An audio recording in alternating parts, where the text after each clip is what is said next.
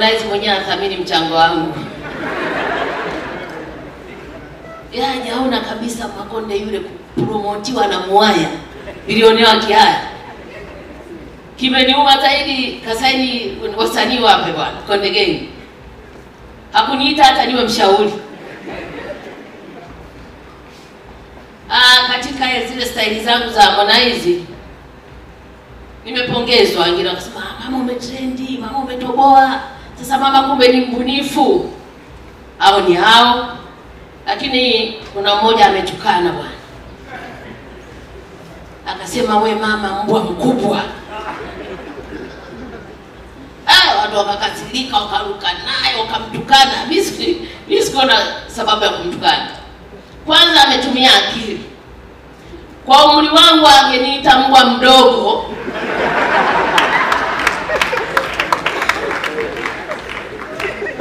Angekuwa karibu kabisa. Lakini kanipa thamani ile kwamba wewe ni mbwa lakini mkubwa. Umeona?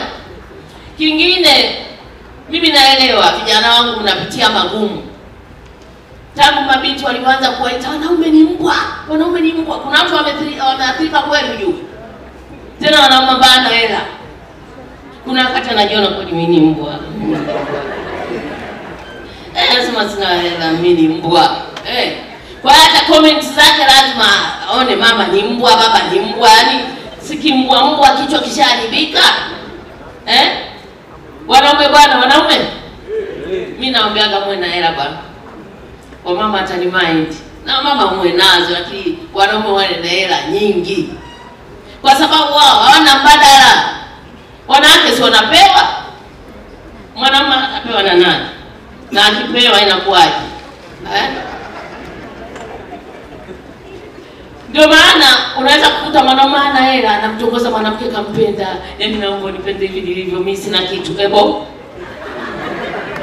Sasa kama una kitu mwanamke wa nini?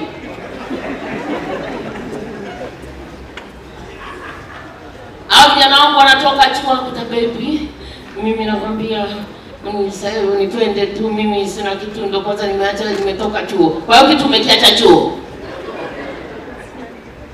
Wanaume mwenye na hela jamani, maisha ni magumu. Mimi nilikuwa namuona babangu mzazi. Anarudi, unajua kuna nyumbani wazee wanatokaga sokoni kwenye minada. Umekunywa kidogo, kabeba kanyama au kasamaki. Baba alikuwa akirudi mikono mitupu. Mama anacharuka, umekuja mikono mitupu naombelea. Baba, niachie watoto wangu hapo ondoke zako.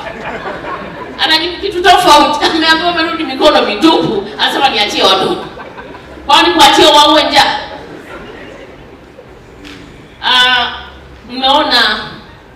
Mmeona mtoto wa Kihaya kafuatwa na helikopta. Likizo mzee katua pwe na mwewe kachukua mwanae. Ile bwana kwa haya sisi ni kawaida.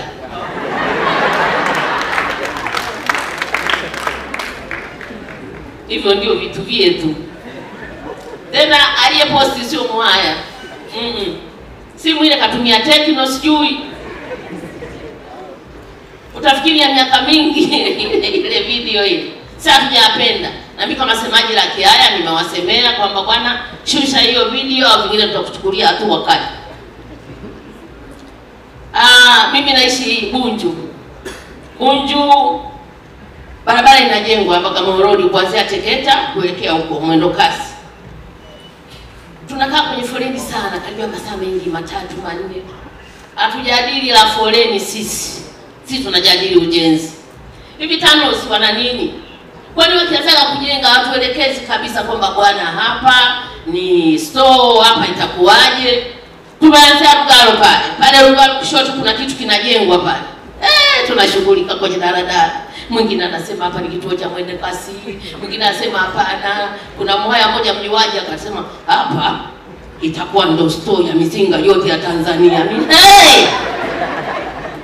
Umepata wapi siri ya jeshi? Sasa ukitoka kwenye hiyo kuna daraja hili pale bonde la Kawe. Daraja linapita juu, kuna nguzo zingine zinakuja kati. Hapo panatushughulisha. Yaani mpaka kwenda na sawa kuchukua hela kwenye daladala. Wengine wanasema hili daraja linakuja kupita Tobo liende mpaka Rugalo. Wengine wanasema hapana, hii ya juu ni flyover. Tunahangaika. TANROADS wanatakiwa watuambie jamani, huu ujenzi utahusu kitu gani na kipi kitabomolewa. Najua wote mnajua kwamba bodaboda wa Dar es Salaam ni wambea wanapenda kusimulia.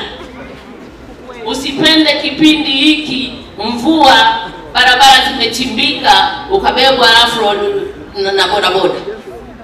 Anapokusimulia unajua mama mwingine unajua jana ni mpaka unaenda mnaweka shingo namna hii.